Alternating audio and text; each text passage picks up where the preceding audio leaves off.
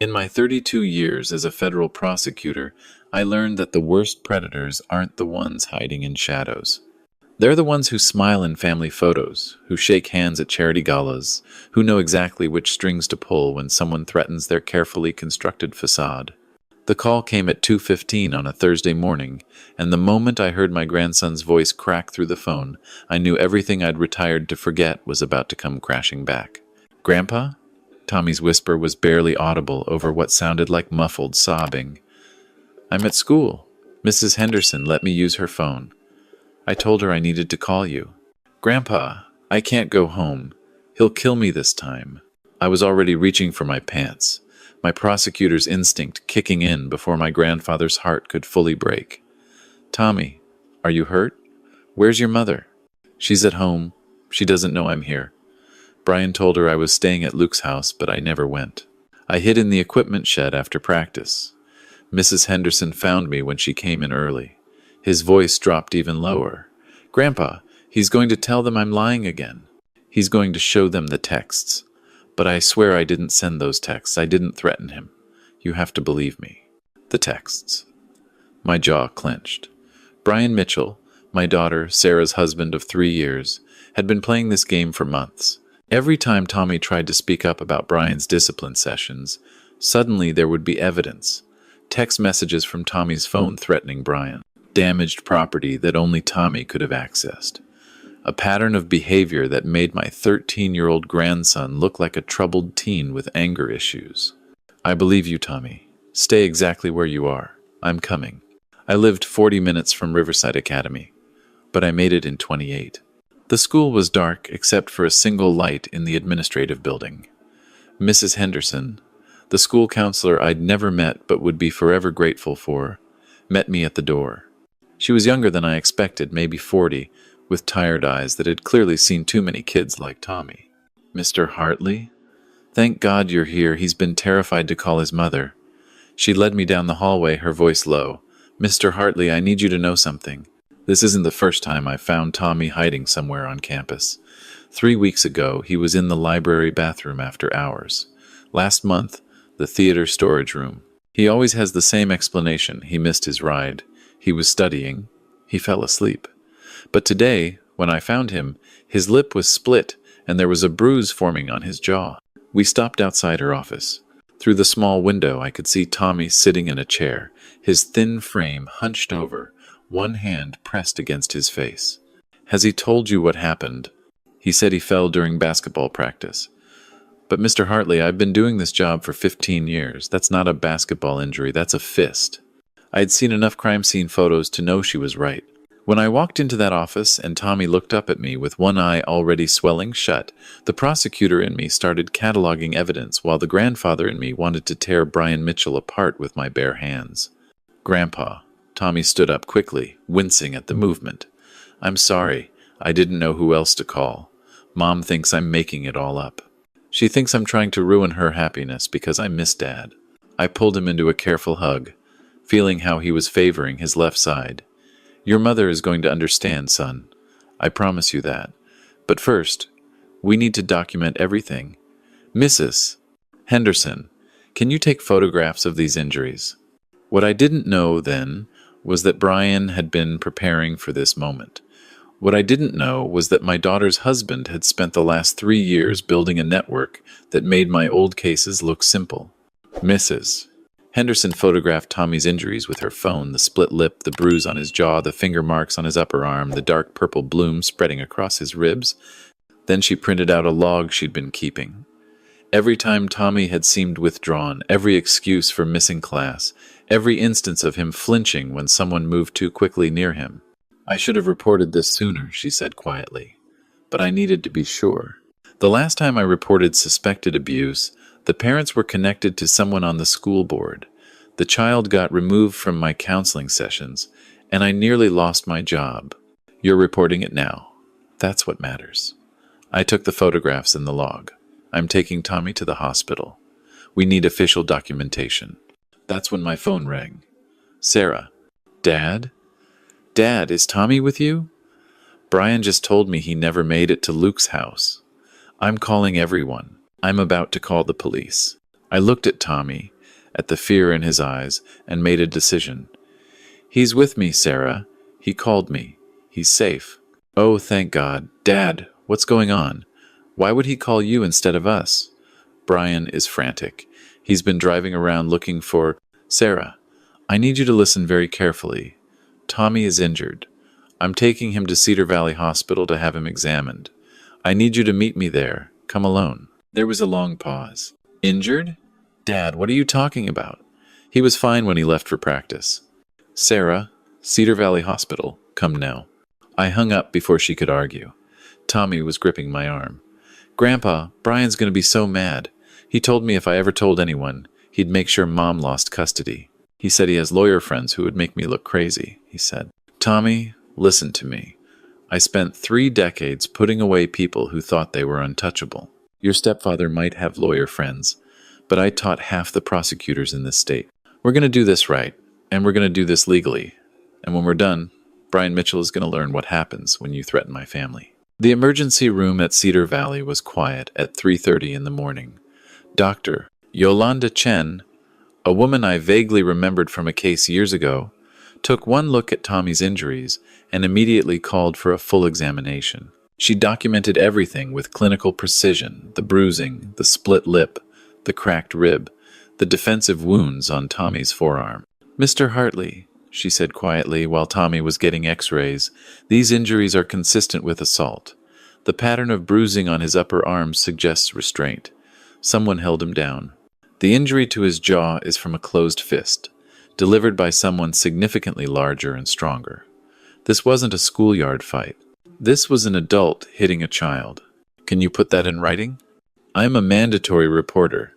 I have to file with CPS regardless. But yes, I'll make sure you get a copy of my report.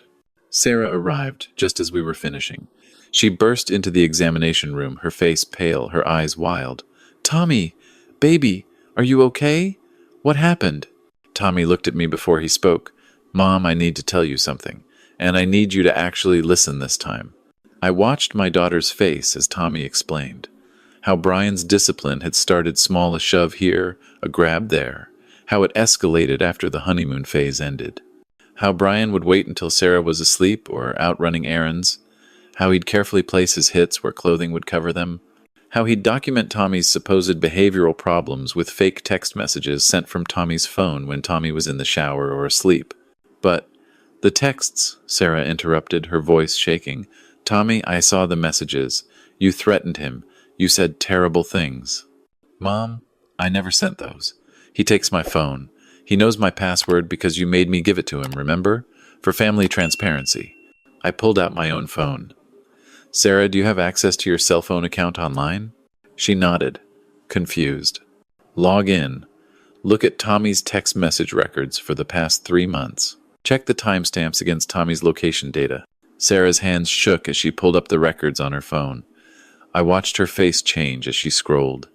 These messages to Brian. Tommy, you were at school when most of these were sent. During class hours. Check the message to Brian from 2 weeks ago. The one that said, I hate you and I wish you were dead. Sarah found it. Her face went white.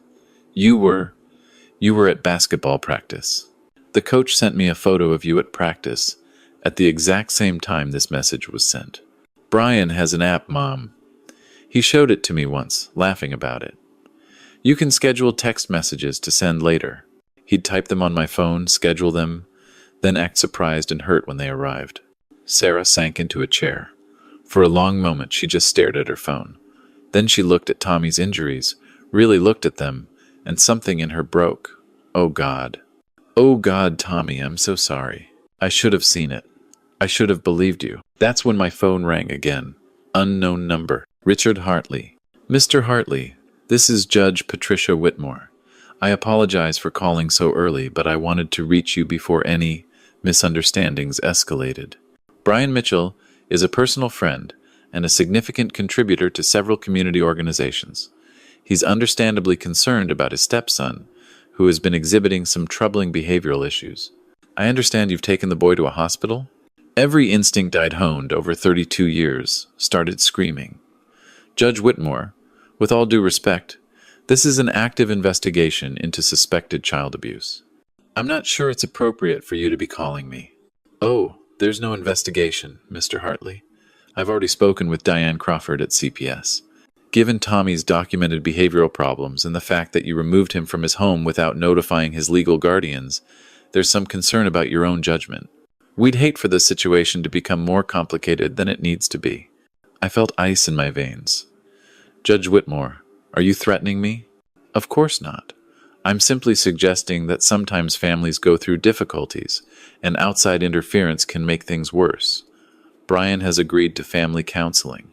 Perhaps it would be best if Tommy came home now, and we could all work together to resolve this situation without involving the authorities unnecessarily. The authorities are already involved. Dr. Chen has filed a mandatory report. There was a pause. Yes, about that. Diane Crawford has reviewed the report and feels that the injuries are consistent with Tommy's behavioral issues. Apparently, he's been getting into fights at school. The school has documentation of this. That's impossible. Mrs. Henderson told me. Mrs. Henderson is a dedicated counselor, but she's not Tommy's regular therapist. Doctor. Marcus Webb has been seeing Tommy for the past month, and his notes indicate significant anger management issues. I'm sure you understand that we need to consider all the evidence before making hasty decisions that could harm a child further. She hung up. I stood there, my phone still pressed to my ear, and felt something I hadn't felt in years. Genuine fear. Not for myself, but for Tommy. Because I recognized what was happening. Brian Mitchell hadn't just abused my grandson. He'd built a legal fortress around himself. The judge. The CPS worker. A therapist who'd never actually met Tommy but had notes documenting behavioral problems. This wasn't just one abusive stepfather. This was a system that had been corrupted to protect him. Sarah was watching me. Dad? What's wrong? Sarah, I need you to tell me everything. Every friend Brian has mentioned, every business associate, every person he's introduced you to at parties, everything. Over the next hour, as the sun started to rise, the picture became clear. Brian Mitchell was a successful real estate developer who'd made his money building low-income housing. But the real profit came from the network he'd built: judges who received campaign contributions, CPS workers who got jobs for family members at his properties, lawyers who got referrals for other cases. He'd spent years creating a web of favors and obligations, and now he was calling them all in. Dr. Marcus Webb existed.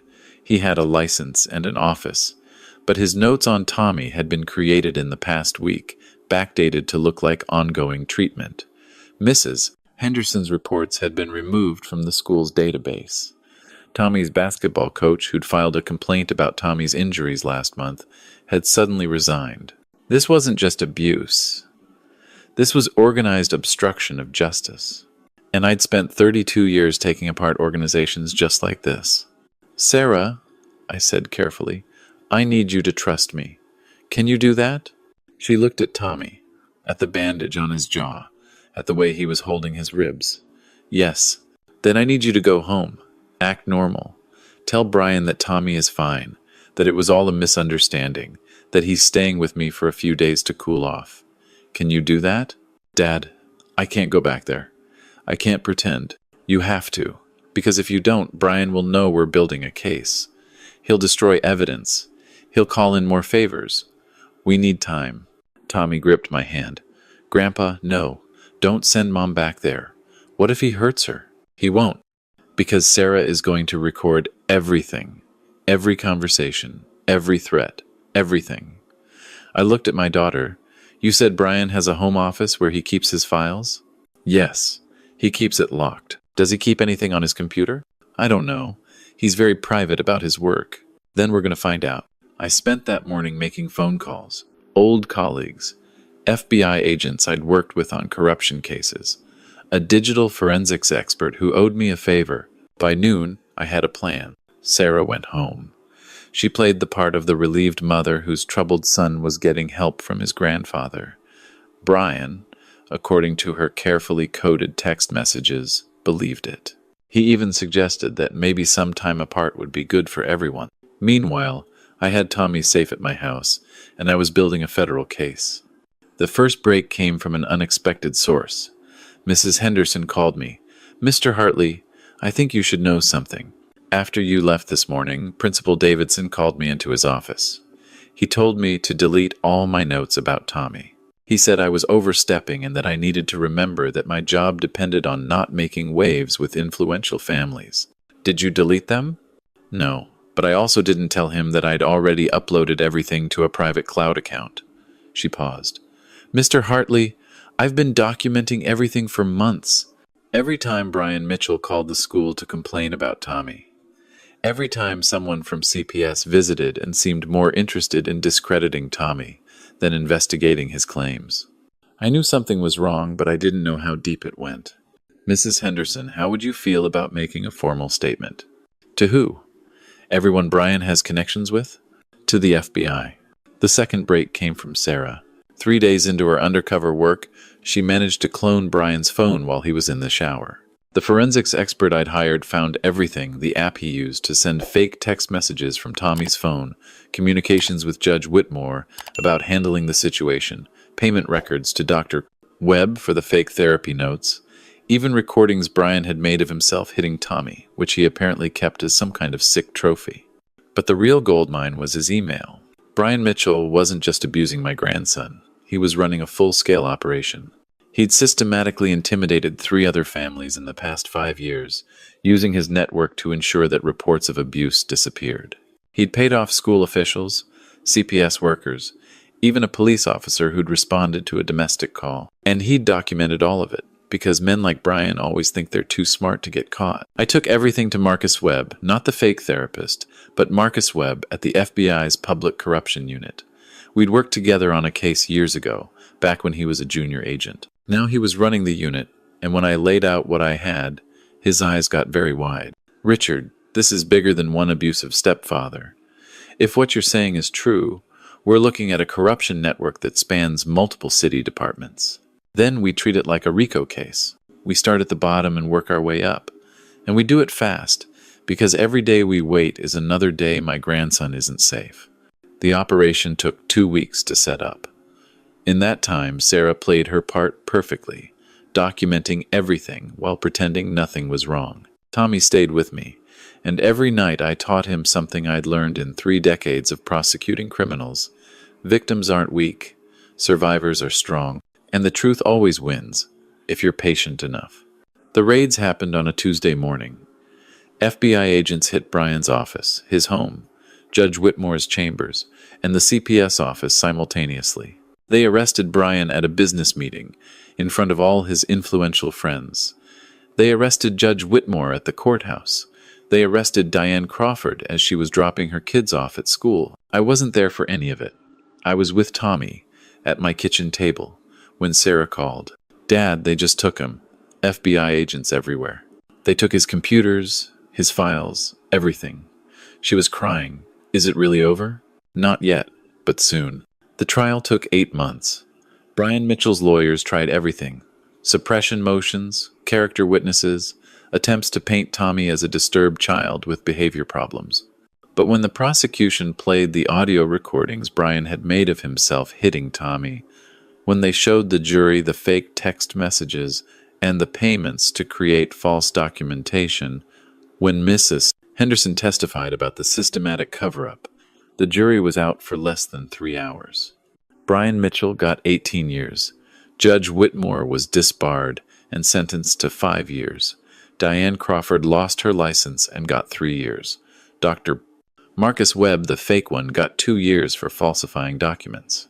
Principal Davidson resigned before he could be charged. But that wasn't the end, because while building the case against Brian, the FBI found something else. They found 4 other families. 4 other children who'd been trapped in Brian's network, who'd tried to report abuse and been systematically discredited. They found a pattern of corruption that went back a decade. 1 year after Brian's conviction, I stood in the state capitol building and watched the governor sign the Child Protection Accountability Act into law. It required independent oversight of all abuse investigations involving high-profile individuals. It mandated digital forensics in cases where evidence tampering was suspected. It created a confidential hotline for school employees to report suspected abuse without fear of retaliation.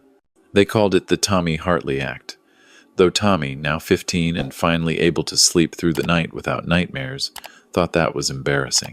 Sarah stood next to me at the signing, her hand in mine. I should have believed him sooner, Dad. I should have seen it. Brian was good at what he did. He manipulated everyone, not just you. But I'm his mother. I should have protected him. And now you're making sure other mothers will be able to protect their children. That matters, Sarah. She'd become an advocate, working with the task force that had grown out of the investigation. She testified at the state legislature. She spoke at schools. She told her story again and again about how she'd nearly lost her son because she'd been blinded by love and manipulated by a predator. Tommy joined us at the podium. Grandpa, Mrs. Henderson is here. She wants to say hi. Mrs. Henderson looked different now, less tired, more hopeful. Mr. Hartley, I wanted you to know, 3 teachers have already used the new hotline to report suspected abuse. 2 cases are being investigated right now. We're making a difference. You made the difference, Mrs. Henderson. You saved Tommy when everyone else looked away. No, she said firmly. You taught me that the system might be broken, but people can fix it. That's what you did. One person refusing to give up. That night I sat on my back porch with Tommy. He was taller now, his voice deeper, his nightmares less frequent. He'd rejoined the basketball team. He was laughing again. He was slowly becoming himself again.